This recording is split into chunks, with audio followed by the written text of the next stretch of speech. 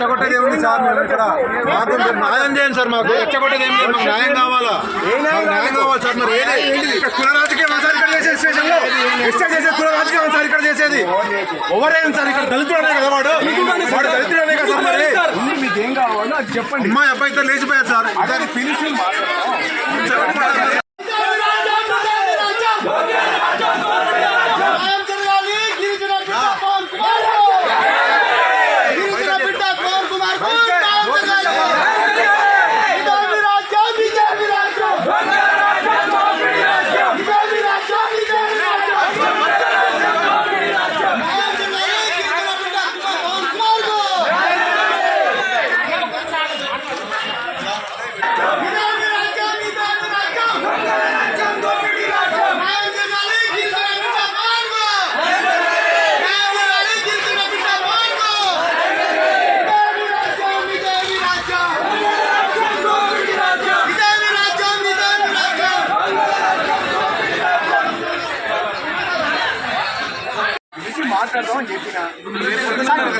మీదనే కదా సార్ మేము ఉన్నది. స్టేషన్ కింద రాలేదు సార్.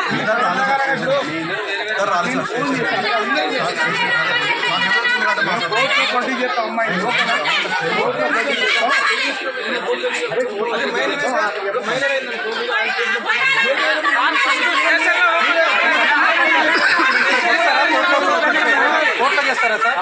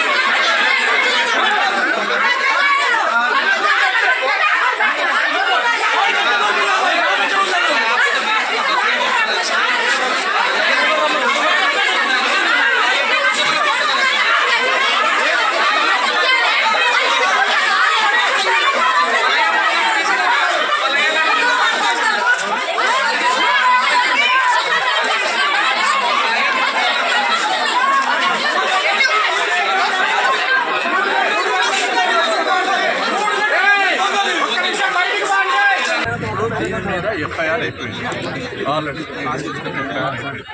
ఇప్పుడు అమ్మాయి మేజర్ కాబట్టి ఆ అబ్బాయిని మేము అరెస్ట్ చేస్తలేము. రేపు ప్రొసీజర్ ప్రకారం సిఆర్పిసి ఐపీసీ ఉన్న ప్రొసీజర్ ప్రకారం ఆడపిల్ల మిస్సింగ్ అయితే కంపల్సరీ జడ్జి దగ్గరికి వెళ్ళి జడ్జి ఎవ్వరు మీరుండరు, మేముండము, తల్లిదండ్రులు ఉండరు, ఎవరు ఉండరు, ఇన్ కెమెరా ప్రొసీడింగ్స్ ఉంటారు. అక్కడ అడుగుతుంది, అమ్మా నువ్వు మైనర్వా మేజర్ సర్టిఫికెట్ ఏది ఈమె చూపిస్తుంది. నువ్వు ఇష్టపూర్తిగా పోయినవా, ఎవరైనా బలవంతం మీద పోయినరా, ఆమె మనసులో ఏముంటే చెప్తుంది. ఒకవేళ ఇష్టపూర్తిగా పోయిందంటే ఆమె అదే రికార్డ్ చేస్తుంది. ఇప్పుడు ఏంటో తల్లిదండ్రుల దగ్గర పోతావా, ఆయన దగ్గర పోతావా అని అడుగుతుంది. తల్లిదండ్రుల దగ్గర పోతావు అనుకో తల్లిదండ్రులకి ఇచ్చేస్తాను. లేదమ్మా లేదు మేడం నాకు తల్లిదండ్రుల మీద తెలియదు, నమ్మకం లేదు, నేను ఆయన పోతా అంటే మా విత్ పోలీస్ ప్రొడక్షన్తో అతను తప్పు అయిపోయింది. అది ప్రొసీజర్. రేపటిదాకా కాదండి మీరు, రేపటిదాకా ఆగడానికి మాకు అభ్యంతరం లేదు సార్. కానీ 4ంటికి తీసుకొచ్చి ఒక అబ్బాయిని ఇక్కడ కూర్చోబెట్టి అమ్మాయి ఏదంటే వేరే కారులో తీసుకొస్తున్నామంటారు, 10 నిమిషాలు అంటారు. అమ్మాయి వాళ్ళ తండ్రి గారు వాళ్ళ ఇంటికి వెళ్తుంది, లేకపోతే ఇంకెవరో ఫోన్ చేసి ఆంధ్ర పంపించేసినాం మేము అని అంటున్నారు. ఒక్క నిమిషం, ఎందుకంటే ప్రజలు మిస్సింగ్ కేసు వచ్చినాక ప్రజెంట్ స్టేషన్ కి వచ్చి ఫార్మాలిటీ మీ దగ్గర ఉంటాయి కదా సార్, వచ్చి అమ్మాయి అబ్బాయిని మాట్లాడిన తర్వాత ఏమైనా కానీ కోర్టుకు అట్లుండదు. నువ్వు కావాల్సి ఉంటే మీ దీంట్లో ఎవరైనా లాయర్ ఉంటే అడగండి. మేము తీసుకెళ్లాల్సింది అమ్మాయిని. ఈ రోజు సండే కోర్టు ఉండదు, మేము కోర్టు రోజు ప్రొడ్యూస్ చేయాల్సి వస్తుంది కదా. మిస్సింగ్ కేసు మీకు పర్మిషన్ లేకుండా వెళ్ళిపోతాం సార్ కోర్టుకి. మేమే పంపిస్తాం, స్టేషన్ పర్మిషన్ లేకుండా సార్. అరే బాబు మేమే పంపిస్తాం రాసి, కేసు వివరాలన్నీ రాసి, ఇగో ఇట్లా కేసు రిజిస్టర్ అయింది, వీళ్ళ అమ్మా నాన్న వచ్చి కేసు పెట్టిండ్రు, ఈమె మేజరు, ఇగో ఇతని దూరం పోయింది, ఒకసారి మీరు ఆమెను ఎగ్జామిన్ చేయండి. ఆమె ఇష్టం మీరు మాట్లాడారు సార్ వాళ్ళ అమ్మాయి అబ్బాయితో, మీరు అమ్మాయి అబ్బాయితో మీరు మాట్లాడకుండా అయిపోతుంది సార్. మాతో సంబంధం అమ్మాయి అబ్బాయికి ఎందుకు లేదు?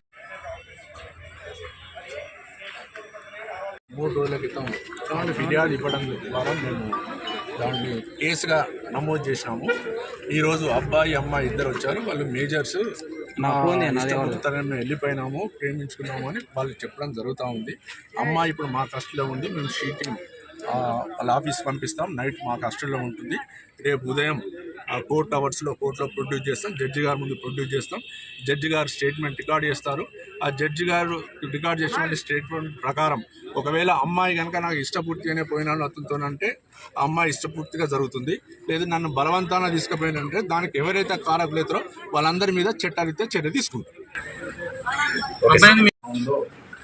19 years ఏజ్ గల ఒక అమ్మాయి ఇంట్లో నుంచి వెళ్ళిపోయింది, కనబడలేదని చెప్పేసి అమ్మాయి వాళ్ళ ఫాదరు పోలీస్ స్టేషన్లో వచ్చి పిటిషన్ ఇస్తే ఈ పాల్గొండ టౌన్ పోలీస్ స్టేషన్లో ఎఫ్ఐఆర్ నమోదు చేయడం జరిగింది.